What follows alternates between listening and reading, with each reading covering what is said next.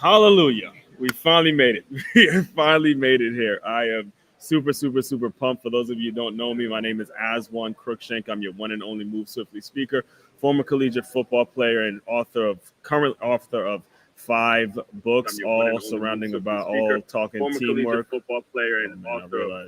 current author of five books, all surrounding about all talking Former teamwork. collegiate football player and author of current author of five books, all surrounding The about echoes. talking We love teamwork. Yeah, technology. there's the echo. There's the echo. Current author of five books, all surrounding The about echoes. talking We love teamwork. Yeah, there's the echo. There's the echo. We got to close all those windows. The echo. As you can see, guys, we have been going through some technical difficulties, like real technical difficulties. But I'm happy we finally made it. We here though. Yeah, I'm happy we finally made it here. And this is a quick lesson to start off. Just putting it out there now. Always come early. Whenever I do speaking engagements, whenever I go out to workshops, go out to high schools to do workshops, this is the reason I'm always arriving like an hour early, 2 hours early to make sure all the technical difficulties are set. I started getting ready for this live about 2 hours ago, and I'm still, as you can see, am brand new to the technical world and all that stuff. So It's all anyway, good, though. all that all that's being said, let me bring on my guest. So just to give you guys a briefing on what these live streams are going to be all about, it's going to be very conversational, very much one-on-one. We want to take questions, we want to hear from you guys, we want to talk about how to navigate NIL, want to talk about how to navigate the transfer portal, something that has created so much chaos within the college football landscape, within college athletics in general. So we'll be doing these regularly, and I promise you by next week, I'm going to have this live stream thing down packed, and I'll be like a pro at it. I promise you. I promise you. So with all that being said, I gotta bring on my guest today because you guys heard me say this. If you listen to my podcast, the Move Swiftly podcast, you've heard me say on multiple occasions, ABC, always be connecting, right? And it just so happened that my guy Stephen Davis Jr. would join the networking group, or the group that my guy one of my main men, a former teammate of mine, Taj Deshaun. Shout out to you, Taj. He put together a community where it's a lot of like-minded people, a lot of former athletes, people coming together, just talking about their businesses, figuring out ways in which they can help and stuff like that. So Mr. Stephen Davis Jr. came in and he was talking about the business that he just started. He put a post in the community. I reached out, and it just so happened that there's just a great deal of synergy between us, and we're just, super pumped to have you on, man. So, Mr. Stephen Davis Jr., welcome to the live streams. Glad. Thank you for your patience, first of all, and welcome aboard. Man, thank you, man. It's been great to connect with you so far, man. I appreciate that you brought me on to the show today, and really kind of talking about this fun topic about NIL and the transfer portal. But yeah, man, I feel like there's a lot of us in this community putting in the work to try to support our athletes and former athletes, and I'm just excited to be here, man. Yes, and so with all that, why don't we give you? I'm going to give you the microphone for a second, and let's talk a little bit about what you've done as a player, where you played, what you do now, like what got you to this place now, to what you're doing, to where you're starting your own business. Not only running your own business, but also you work at a university, a Big Ten university at that, the University of Minnesota. So I'll give you the microphone for a second to go ahead and introduce yourself. Absolutely. So yeah, I played football at the University of Minnesota 4 years. I came in as a freshman. I got the opportunity to start and had a pretty prosperous career. Ended up being a senior captain when I left. And then for me, like most of us, had the dreams of pursuing the NFL. It did not work out in my favor, and that was the biggest transition of my life, trying to figure out the pieces of what to do next and how do I move forward. But that really kind of propelled me to find my passion and purpose of helping others and giving back, truly to try to connect people to the resources and opportunities that are available for us, as we are not a football player or not a basketball player or not a baseball player anymore, but still have an identity that we can create and rebirth.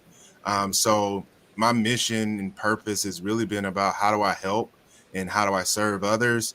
It led me to come back to the University of Minnesota, trying to connect people back to those resources that were promised to us in our living rooms with our parents, and really trying to fulfill those to help people in their lives to feel fulfilled in their career and in their family and whatever they're trying to do. So much so that I've been doing this for about 7 years at the University of Minnesota, just trying to help people at the Alumni Association, where I've had the opportunity to connect and enhance lives. But I wanted to take it a step further, specifically for former athletes, and step out on faith and use the skill sets that I've learned, getting some life coach certifications, and really being able to support athletes one-on-one and in group settings to help them in their transition, connecting them to their identity and what they truly are and what they truly want to be, helping them to strive higher, after sports, and specifically to connect to this broader ecosystem of people that are trying to support them as well, mostly former athletes, because probably in the same thing, Yeah. we went through that transition alone. It kind of felt like you're in this sport, and then everything's handed to you when you're in the sport, but then when you're done, nobody's telling you what to do anymore. And for most of us, it's like, well, I don't know what to do because nobody's giving me that direction anymore. And I don't want people to feel like they are lost by themselves. And there is this community of people that we can connect to and really help them in that journey. Yeah. So what year did you graduate from college and were trying out for the pros? Yeah, so I graduated in 2008, and tried out for the pros. It didn't work out in my favor, like as I mentioned, and it was a recession, so it was hard to find a job after that point too. So Hmm. I bounced around a lot of different places, and part of my story is like my first job didn't come until I actually connected with somebody. Like I connected with a former player. We talked. We didn't talk about a job. We just talked about life. We talked about what's next, and he gave me some tips and tricks. And lo and behold, he owned the organization and he gave me a job. And to me, that was just like, okay, this is an eye opener. Like, how Yeah. do I get into this more? Yes. Now, I say it all the time because this is a relationship driven business, and it's not just a football thing.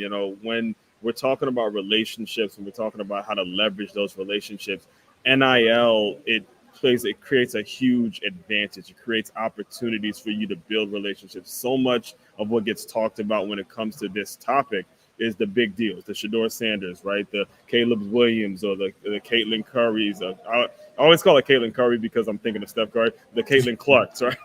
But the big deals are the ones that get broadcasted by the national media. But what a lot of people don't understand is this can be an opportunity for you to create paid internship opportunities while you're still playing. Like you, my second year in college, I tore my ACL and I had to move back home and get a job. And that job I got because it was a player that I played with in youth league had a job at a gym, and he's like, "Look, I'll just hook you up," and we got to move it from there. So I definitely understand your point, and I'm hoping that current athletes who are listening to us now realize how much time they could be wasted if you're waking up on a Saturday morning playing video games. You need to be using the connection device that you have to be connecting with folks because you have that opportunity. And that kind of brings me to the next thing I want to talk to you about is when 2021 is when the rule came into place. How was that like affecting your work, affecting the way you go about doing your job when these rules came in place where athletes are now able to get paid off their name, image, and likeness? Yeah, well, first of all, I just want to say I'm excited that opportunity has presented itself. Yes. Being a former athlete, I am an advocate for them, taking advantage and, making money off their name, image, and likeness because the universities have taken advantage of that for a very, very long time.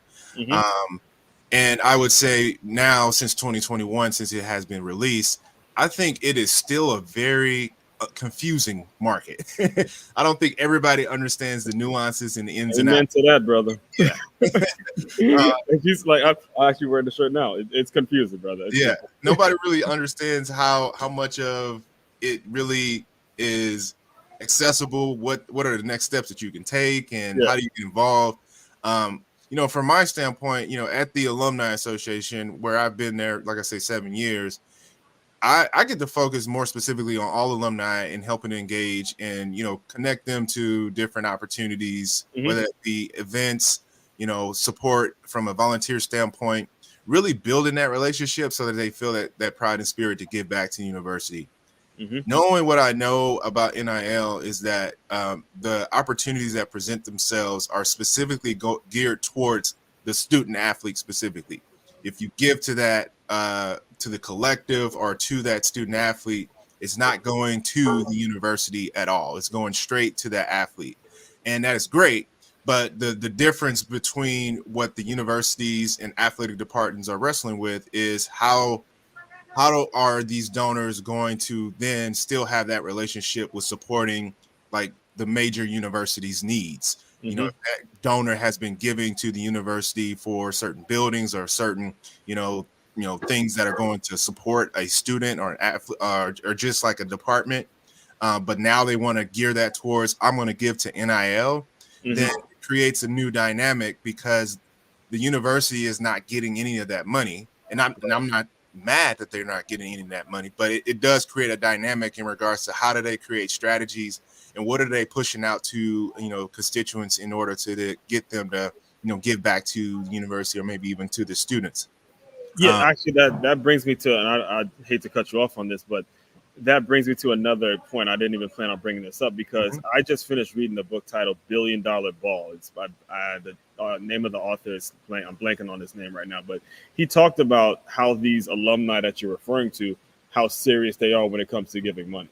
And just on what you said, it brought up a completely different dynamic that I didn't think about, and this is why I have people like you on the show, so I can learn some things myself. But what has the challenge been with them? Have you dealt with any like angry alumni that says, look, I'm not giving to you guys if the money's going straight to the athlete, or I want the money to go to university? Have you experienced any of that at all?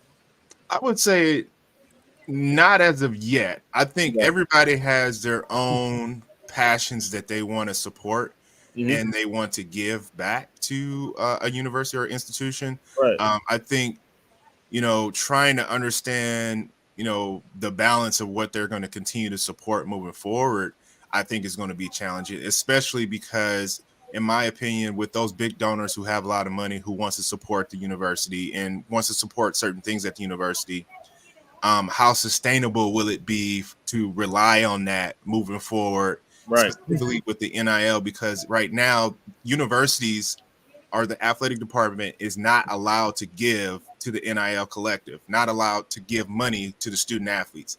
That is all built by donors, fans, and alumni. And these collectives are collecting money from these people in order to sustain the opportunity for these student athletes. So you're asking $1 million, $1 billion donor to give money to an 18, 19-year-old and every year continue to do that. right. Like, I don't know how sustainable that will continue as far as you were giving to the building of the athlete facility where you can see your name, you can see the work, but Yes, now and you're it giving affects multiple athletes, future generations, recruiting, all that. right. And then now you're being asked to give to a certain player, hoping that they would come to your school and help you win. But I also feel like there's a weird power dynamic that can come with that. As you think about from the pro ranks, in anybody who you may have heard this before, they Right, go buy a ticket and then they're mad if LeBron James is not showing up to a game because, like, right. hey, I spent my money, I'm paying your salary.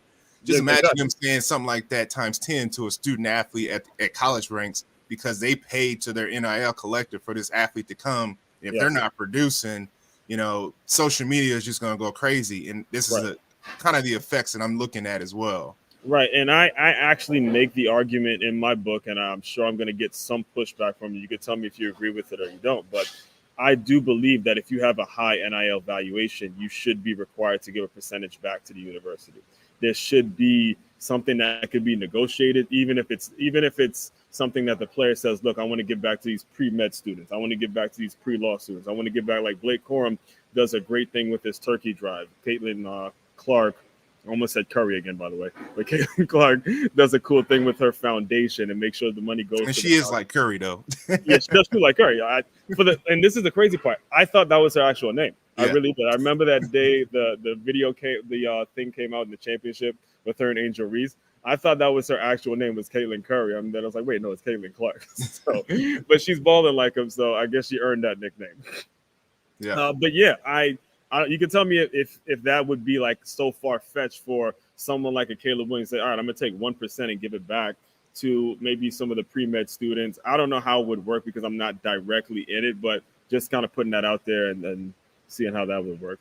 Yeah, I don't know. I kind of feel like from a student athlete standpoint, somebody gives you a check to represent their brand, and you're a student athlete. And just think about it from the time that we Yeah. played. We didn't get much of any financial support to Well, be able to live. I was D2 in FCS. You were Right. Big Ten. I didn't get shit. Well, I'm gonna tell you at the D1 level, Oh yeah. we didn't get much either. Yeah, we didn't get much, but I'm sure, yeah, because back then we weren't on that. You didn't have no Big Ten network, so you Right. probably were. Yeah, I got you. Right. So, I mean, from the standpoint of like, yes, we are supported. We got, food and training table. You have a scholarship to take care of your books, Right. and all that stuff to be a student or be a student on campus. However, the basic necessities of like going to get your own groceries and food, like for the most part, you're getting, in my time, we were getting about $200 a month extra money for us to be able to use. But that's not a lot if you think about it to sustain an entire month. Now, a student athlete can make money off of their name, image, and likeness, and they can find opportunities to make some extra money, build some internships, whatever that may be. They have all this funds, and you're an 18, 19-year-old. You don't really know what to do with all that money. Right. I find it highly unlikely that they would give back to the university at that point because they're like, well, no, this is my time to take advantage of this opportunity and grow my own personal brand and build the finances that I want. That I just don't see it very likely that they will want to give back to the university. However, part of it too is that because it has been kind of opened up in this very unregulated way, like these athletes are getting a lot of stuff, and I don't think they really understand the true dynamics of like taxes and all these other things that come with it. I know some of those institutions are trying to provide some of that financial literacy and tax and lawyer information, so they're not taking advantage of. But once again, 18, 19-year-old trying to learn all these dynamics of being an amateur, but being treated like a professional in a certain extent with getting, finances going your way, and not really knowing what to do with all that.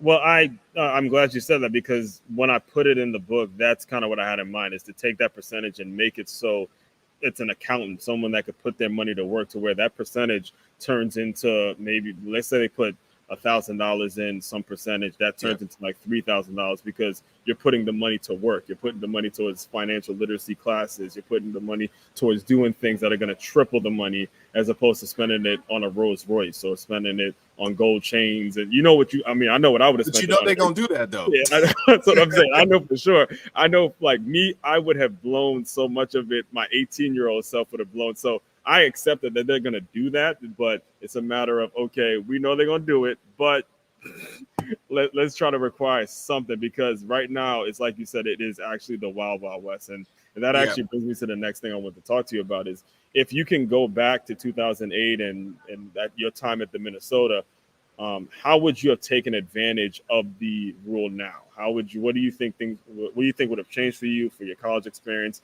the whole nine? And you can even take it back to high school because this is actually affecting high school more than it is college because now you don't know where you're going to play. You got guys committed, decommitted, players transferring. So how do you think your playing career would have changed if this rule was in place?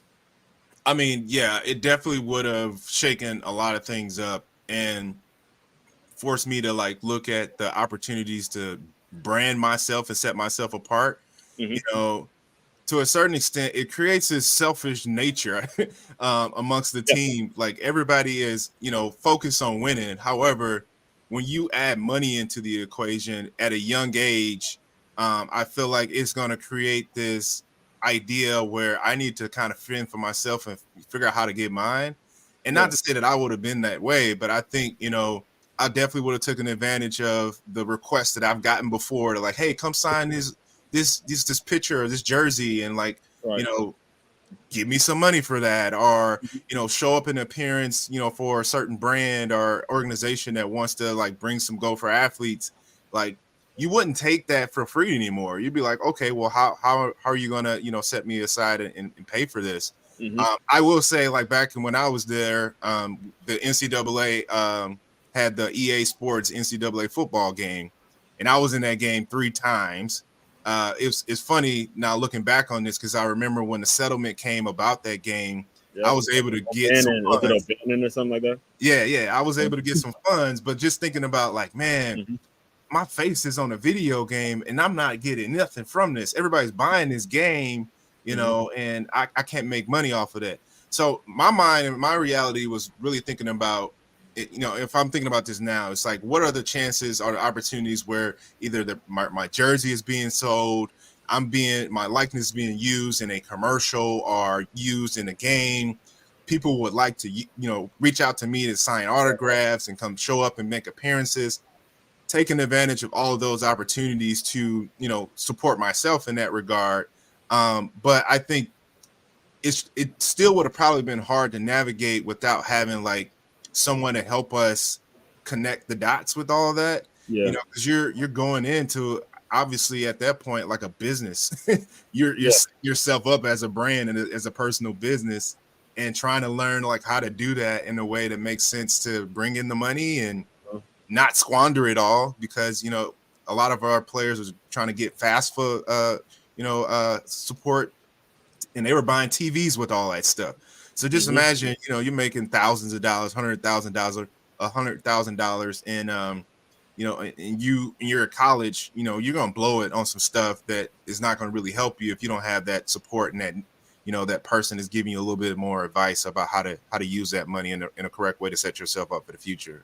Now, I started a Division II school. I tore my ACL, and then I was a walk on. So I wasn't on your level athletically. I didn't have aspirations of playing in the NFL, right? So I was pretty much a scout team player when I played football. So I know for me, I would have loved it because I knew I wasn't going to be playing the game for money, and I would have been able to kind of use it as a paid internship opportunity. I'd have been using it as, especially when I tore my ACL, I've been approaching gyms and say, look, I got my ACL tore. Let's shoot some content with me rehabbing and all that kind of stuff. But you, as someone that was obviously starting, you know, at a Power Five conference, do you feel like there would have been distractions? Do you feel like some of the players would have just been like, look, I ain't doing this, or you know, it's taken away from what I got to do on the field for me to get the real bag, which is the NFL, for me chasing this chump change compared to what I could be making in the league. What are your thoughts about that? Most definitely. I feel like it definitely would create distractions because you're thinking about like yourself and what are the opportunities that you can set yourself up for, you know, getting some money or getting some funds and getting your brand kind of growing that. So like to a certain extent, you want to, you know, support the team and, you know, help to do your part to collaborate and win games. But if things aren't going the way you want, you're like, well, hey, I'm making money regardless. You know, I'm gonna be all right. You know, and I'm not saying that would be everybody's mentality, but I for sure think a vast majority will skew towards, you know, thinking about themselves in that situation, which is not bad. But given the fact that, you know, the college landscape is built on amateurism, I would say, and has been taking advantage of the student athletes on an amateur standpoint, you know, making money off of their backs. The fact that you open that door up now, like, of course, you're going to be like, I'm taking advantage of this. You know, so it does create a new dynamic as part of the team, especially as you look at certain players who are making way more than another player, you know, and how that makes them feel. If like, well, I feel like I'm better than that player, but they're making more money than me. Like I should be able to make the same amount of money, you know, and what that creates in the locker room too. Like it's different power dynamics. It's the same in the pro levels too, but in the pros, you know, you're going into that situation knowing this is what it's going to look like, and you get paid based upon what you can produce on the field. Right now, in the college landscape, you're getting paid based upon what they think you can produce on the field. So that's the totally different, you know, kind of equation there.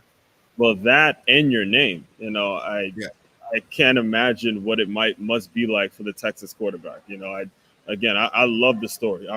I feel like it's a story that's too perfect. The fact that it's the Arch Manning it's the son who didn't make it. Like it's the brother who didn't make it. His son is now going to be like the best out of all of them. The story is just so great, but he hasn't been on the field yet. If you look at the NIL valuation, he's at the top of the list. Right. And it's because and Bronny James, the same thing.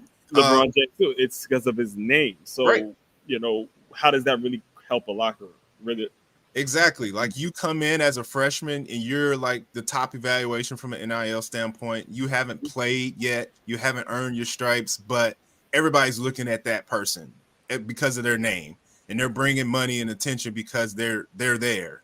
Now, it doesn't matter what they produce at this point because it's based upon a evaluation of their potential and what they can bring to the school. But like if you've been there for 3 years, you've been working your butt off, and like you in line to be the starting point guard, but then this guy comes in, he's making all this money. You can imagine what the dynamics of that is. it just the demise. I could only imagine, especially knowing the locker rooms I've been in and the tension, because we got a lot of alpha males. Everybody trying to take your spot regardless. Yeah. So you start throwing in some numbers, now it just turns it up a whole notch. Right. And that actually brings me to one of the final time. And I see a couple questions here, so we'll get to it. But one of the last things I want to talk to you about is if you were the decision, I'm going to put you on the spot now, Steve. If you were the decision maker for all of this, how would you change the way the rule is being pulled out or used, I should say? I mean that's a really great question, and I also feel like it's a hard question to answer just because like we're not in the room with a lot of these decisions are being made, right? I do know, however, that the NCAA have rolled this out in a very unregulated way that is creating just like a wild west to a certain extent, where players are allowed to transfer in weird times. The fact that you can transfer before the bowl season is something that's just beyond me in regards to like how to help a team. But there also are rules that don't allow like the institutions to get involved with supporting the NIL. However, they put rules and small little rules in place to say like technically an institution is not supposed to use NIL as part of the recruitment process and provide a promise to a student athlete that they're going to make a certain amount of money when they come to a school.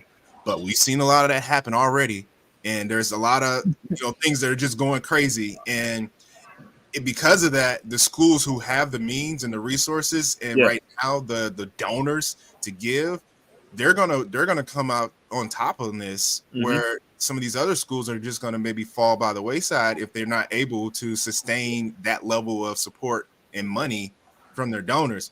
So I think my standpoint would be like, how do you create some rules and regulations in regards to make it fair for all the institutions to be able to support this, allow the athletes to make money off of their name, image, and likeness, but don't allow it to really be a free agency, I would say, in a standpoint where in this school, if you have $1 million, you can get the best players in the world. That doesn't make it fair for other schools that are trying to fight in that same conference and have the opportunity for that player to come and make a huge opportunity and do well for themselves. But that player is only looking for a certain amount of money, and that only the top tier schools have that money. So what does that do to the recruiting landscape? Right now, we've already seen it because you get a top recruiting class, and that doesn't really matter because the transfer portal allows a lot of these like seasoned athletes that all went to Alabama, didn't get to play their first year. They're transferring and going to these other schools, and they're making $1 million or something less than that. And they may sit or they may play, but you're getting a top tier player where you got a freshman that just came in. They're probably not going to see the field for a couple years. And then that player is like, well, I don't want to play here anymore. I'm going to transfer. And it just creates this weird dynamic. But I think the power is really sliding towards, football and basketball because of that. And these other high tier sports where you got track and field, you got hockey, you got swimming, gymnastics, all these other sports, they're going to have to continue to have to fend for themselves because these other bigger sports are taking over the attention, and the financial resources are going to pour into that because the institutions are going to be like, well, if we want to make money, we want to succeed, we have to be great in these areas. And in order for us to be great in these areas, we have to have NIL money. So I just think, there needs to be some balance in this. There needs to be a little bit more, not restrictions, but more rules and allowance of, transferring to different schools and when that can actually occur. Right. And more restrictions and I guess sanctions too for schools that are breaking the rules in regards to the recruiting, Hmm. because that was something that was already under the table before, like somebody Exactly. doing a violation to bring somebody in, buying them a car, setting up their family. But now you got NIL part of this. They're like, oh, okay, we can do this even more. So I Exactly. just think it just creates this weird dynamic in our landscape. Yeah, I think you nailed it in regards to the transfer portal.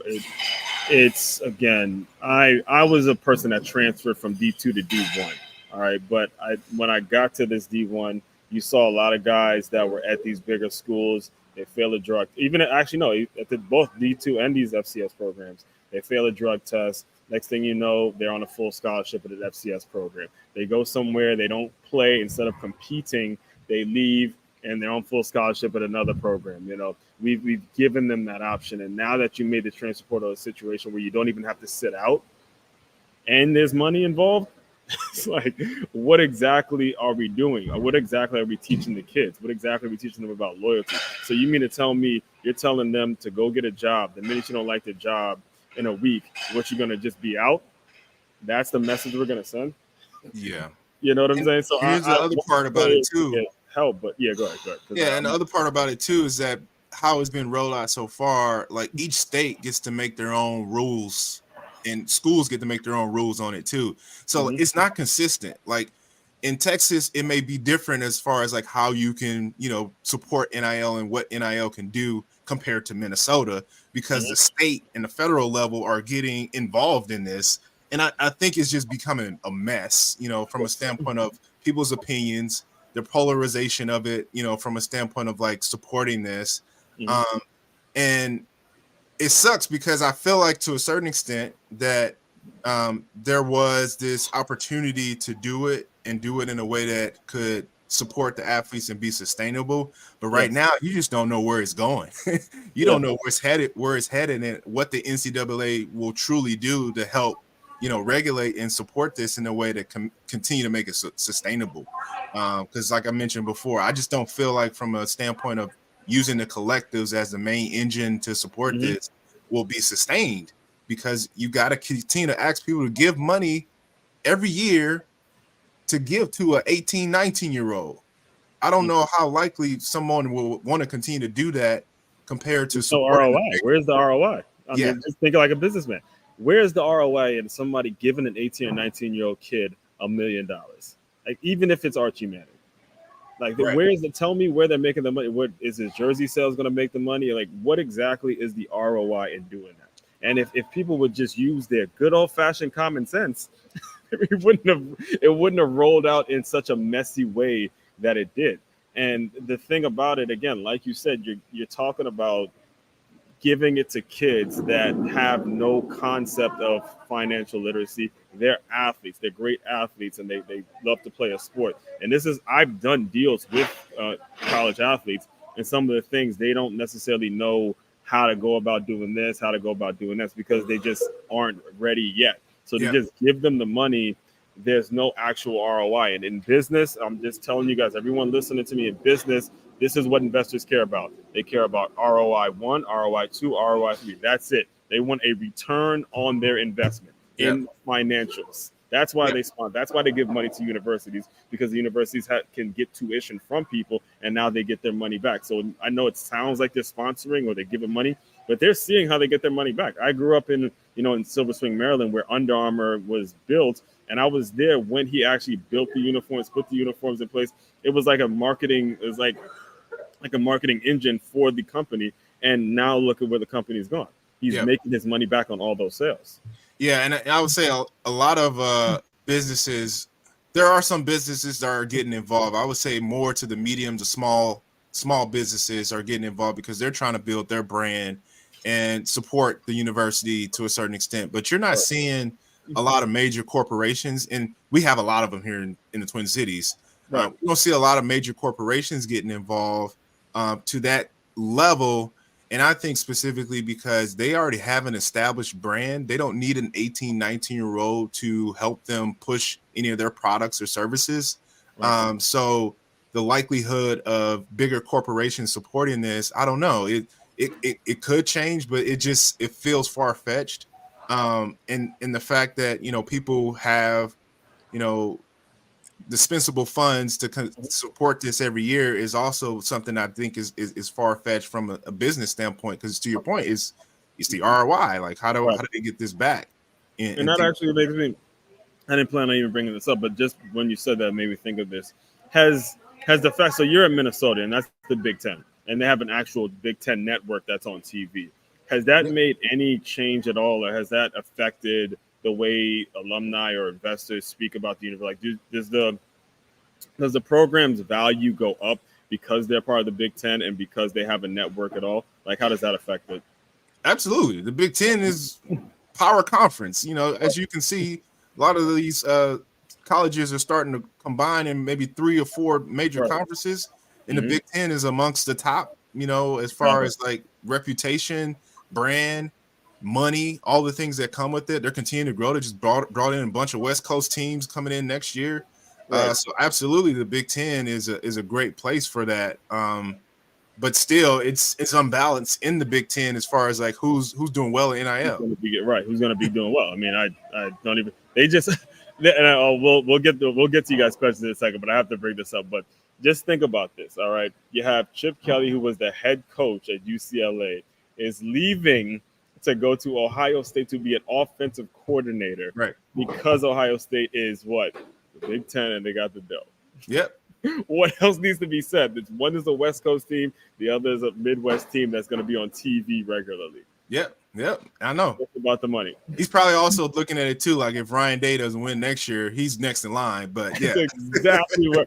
And I'm a Michigan fan, so that's exactly where. That's exactly what I was telling him. He's like, you know what?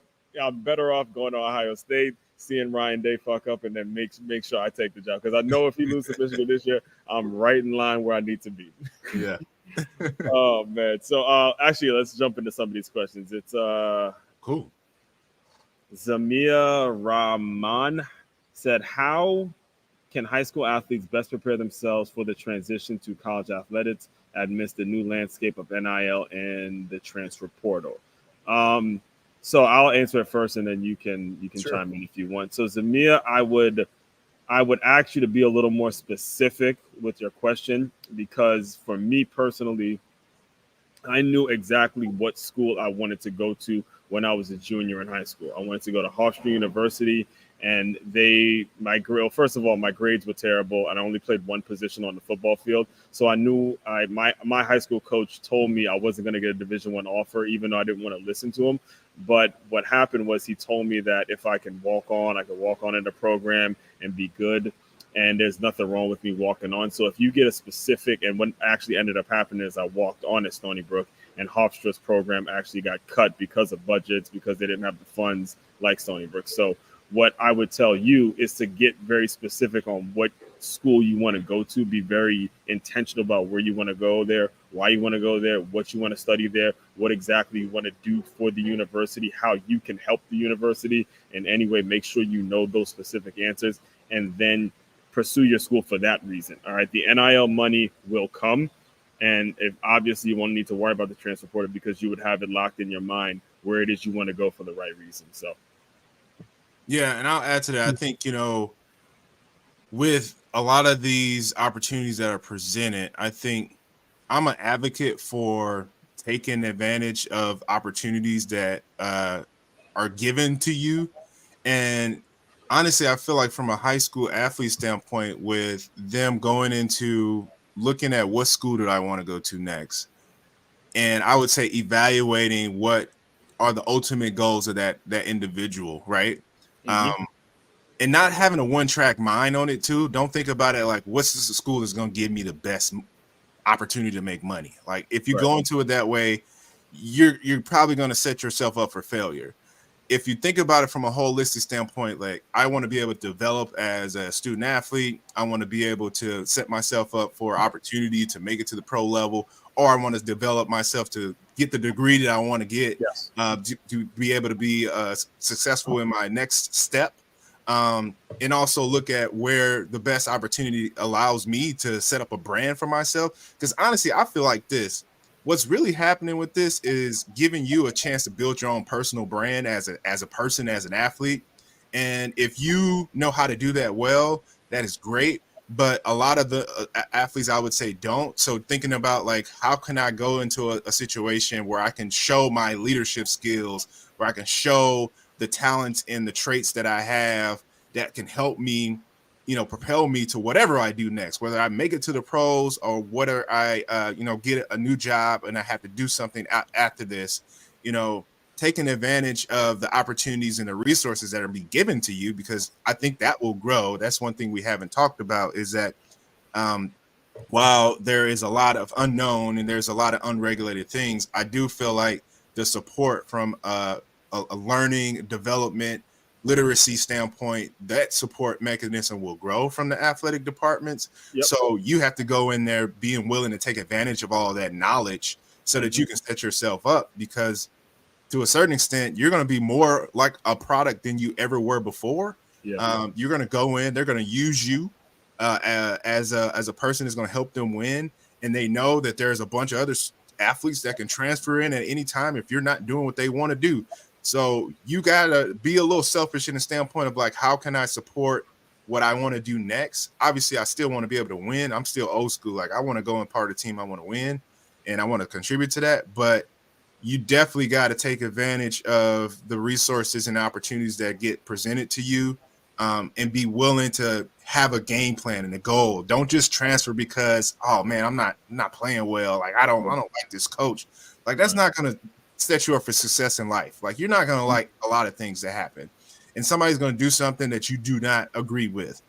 If you quit every time, that's not going to help you to, be able to prepare yourself for life. I think you have to figure out what your goal and your game plan is, and be intentional, as Aswand mentioned, and what you want to do next, because that will help you to like build yourself up and learn and develop and grow as a person, more so than just a student athlete. And I'm not sure if it's a he or she, but the questions that Zamia asks was, what are the potential implications? That pretty much answered it. So yeah, we pretty much answered. So Zamia, the main thing I would to help to better serve you is to make sure you stay in contact, reach out to whether it's myself or Steve, and give us specifically about what your plans are, where you are in high school. And one of the things I do actually say in my book, and this is important for every high school athlete to hear, is you got to be good enough. All right, that's something that doesn't get mentioned a lot. You have to actually have the ability to play at the collegiate level, and you got to have people around you that are going to be honest. The same way my coach told me, look, Aswand, you are at 2.2 grade point average. You played one position on the field. No Division I program is going to take a risk on you. I had to find out the hard way, but I have to tell you guys as high school athletes, it's not for everybody. Not everybody is going to be good enough to play at the collegiate level. And that's going to be something that you have to take into consideration as well, because even if you do go D3 nowadays, or you're at a D2 school, that's a great opportunity. You can make NIL money at the D3 and D2 level, and it's less red tape. You can go do what you got to do, and you could be, again, the intention of it is going to be so much more important for you. So with all that, Steve, I knew this would happen. I knew exactly we were going to go over time, but that's just part of the deal here. I do want to give you the microphone to talk a little bit about your business, Strive. Yeah. Higher After Sports. I don't know if it got mentioned at all, but the microphone is yours to kind of plug away and tell people how they can get in touch with you, what you plan on doing, and what the future holds for you. Yeah, absolutely. Like for me, in my business, what we are focused on is supporting the athlete in their well-being, in their full life, specifically as they get prepared to transition, and are part of that transition of life outside of sports. There are plenty of things that we learn and develop as athletes that are transferable for us to be able to take with us throughout the rest of our lives. But part of it really is helping to pick up the pieces of our identity, I would say, given that we pour a lot of time and attention, as we just talked about NIL and transfer portal and trying to pick the right school to go to. You're going to pour a lot of time and energy into that. And you probably already have, from a standpoint of being a kid to now. And because you poured a lot of time and attention into it, sometimes you forget of all of the other things that you developed along the way. And part of my goal is to help you to realize that and help you to uncover all of the things that are already there to empower you to, pick up yourself, rebirth yourself in the way of creating the new identity of who you want to be outside of the life of sports. It will always be a part of you. It's always a part of me. It's always a part of Aswan. That part of that legacy and that journey that you took is what helps you to grow. But there is this community of people, and I'm part of that. And my organization is really geared towards helping you, elevate your mind and continue to grow outside of this life of sports in a way that helps you feel fulfilled, take advantage, like I mentioned before, take advantage of all the opportunities that are presented to yourself, but really go out there and explore and love the opportunity to learn and grow. Adapting that mindset helps you to take advantage, like I said, of things that do come, but also helps you to appreciate, some of the small learnings and failures that you may have. All of us are going to fail. That's part of life. But if you change your perspective on what failure is, I like to call it like falling ambitiously in line. You are really looking at how do you align yourself to where you want to go and how you want to grow. And working alongside with me, I want to help you to continue to strive higher in your efforts to go to where you want to go, but continue to explore the possibilities. There's endless possibilities outside of just sports, but you have a lot of things that you can take with you in that life of sports to help you enhance the things that you want to do elsewhere. So you can learn more about me at strivehigheraftersports.com, or you can follow me on Instagram at shed, SHED_AV on Instagram. And I'm continuing to help athletes in their journeys and really helping you to design a fulfilled life after sports. Amen to that, my man. I almost forgot I was interviewing you for a second, man. I was just kind of locked in. I was locked in listening to what you said. I look forward to connecting. Shout out to Taj, man. We got to get you on one of these Sundays because, again, you were the one that kind of made this connection happen with Thrive After Sports. And all the people that are in the comment section, appreciate you guys. I'm reading through them. Appreciate you. Again, this content comes out every single day. I put a video out every single day. If you want more info on me, it's at d1transfer.com. Book Transfer in D1 is available for pre-order, and we're here to help. We're open resources here to help. I hate to see the sport that gave me an identity. I hate to see it in the place it's in. So we're here to help and figure out ways in which we can make it so you're at the right school and you're right in the right situation, and you're just finding your place. You don't look at sports as something that is a negative. It's actually going to be a positive in your life, just like Steve said. So with all that, I'll let you guys enjoy Super Bowl Sunday. I am picking the Chiefs, but again, I'm a Redskins fan, so I would like to see my team at least relevant. he shook his head. They're the Commanders now, sir. Commanders fan. I don't know what the hell I call them these days. I just want some damn wins. All right, shit. We gotta go back. Whatever it is, just get some wins. All right. Anyway, appreciate you guys tuning in, Steve. Appreciate your brother, man. We're gonna stay in touch for damn sure, and we're gonna just keep it going, guys. Fellow teammates, continue to move swiftly. We'll talk more soon. All right. Thank you. Boom, boom, boom.